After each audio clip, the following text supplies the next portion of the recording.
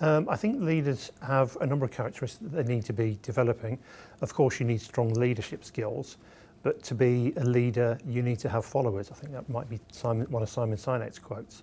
And again, sort of going back to the situation we're in now, where we do have hybrid workforces, we do have employees wanting more of a flexible work-life balance. Leaders need to be more, they need to be approachable, more open-minded to perhaps different ways of working.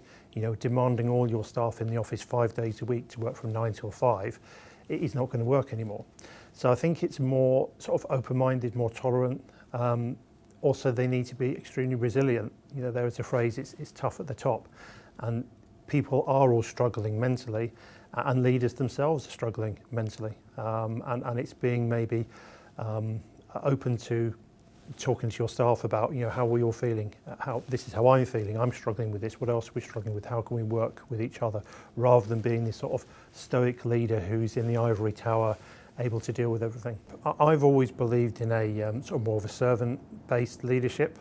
So rather than sort of command and control, telling people how things should be done, I mean, there is a place for command and control. Like if there's a fire, you want someone to tell you to get out building. You don't want to have a meeting about it.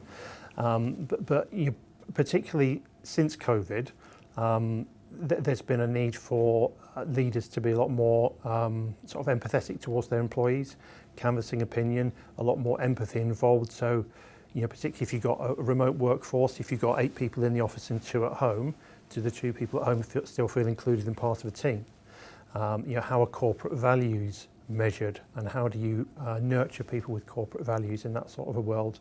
So from the leadership point of view, I mean, I took a lot away from the course, but I think that what I've taken away from it has been refined over the years as well, to be more empathetic and more sort of putting yourself in your colleagues' shoes, for example. So.